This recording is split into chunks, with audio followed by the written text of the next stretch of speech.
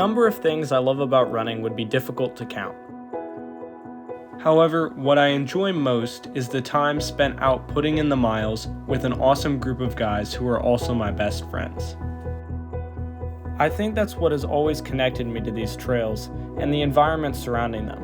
They represent for me the way I've made and maintained such amazing friendships, and as a result, they are extremely valuable to me.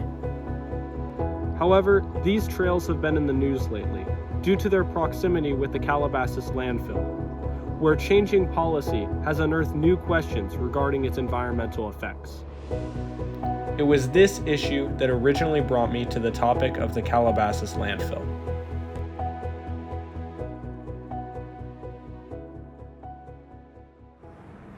I began my investigation by speaking with Peter Kraut, the mayor of Calabasas.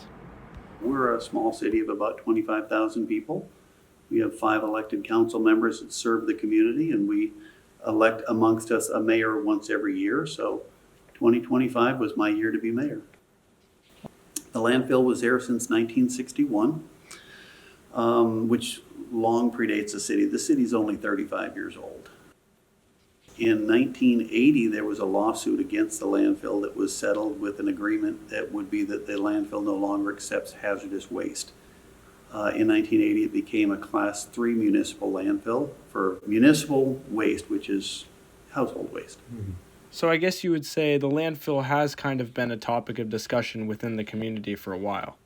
It definitely has, and at times the county has had it well under control. We've had long stretches of years where there was no issues of smells or birds or issues like that. The truck traffic going to and from it at times has been a problem, but it was quite manageable up until the wildfires.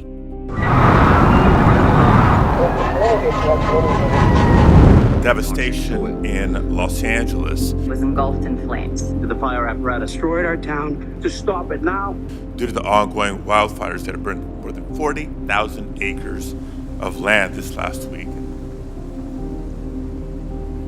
Along with this immense destruction and loss, another issue soon became apparent once cleanup began. What would be done with the fire debris?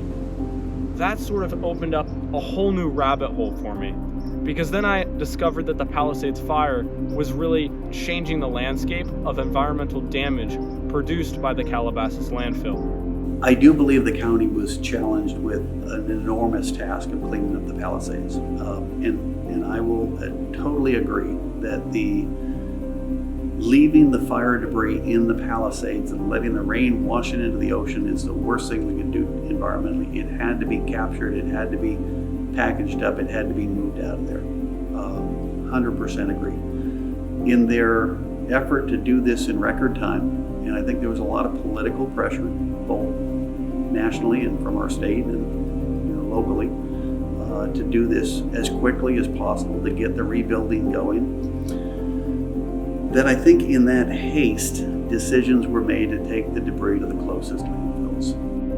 One of those landfills ended up being Calabasas. We really couldn't believe it, and we did a little digging to find out, how that could possibly be that our landfill made it on a list of disposal locations for the Palisades debris. It turns out that a decision by the State Water Resource Control Board after the Woolsey fire had allowed residential landfills like Calabasas to accept fire debris.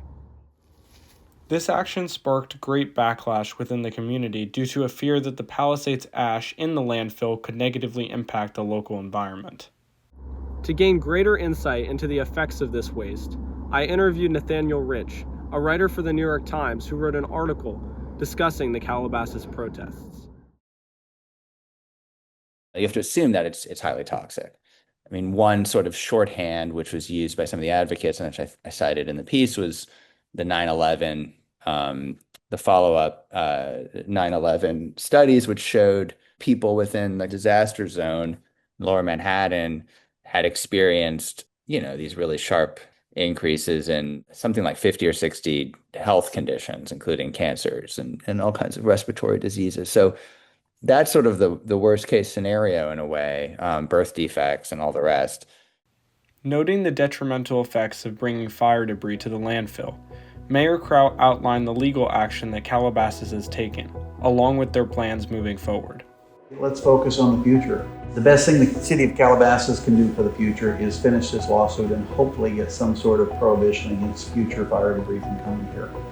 The next best thing that we can do is let's plan for the next wildfire, because the next wildfire is inevitable. Whether that debris is coming to the city of Calabasas or 10 years from now and the landfill is full and it's going to somewhere else, we, Southern California, all of California, we need to plan for these things. And now's the time to have that conversation.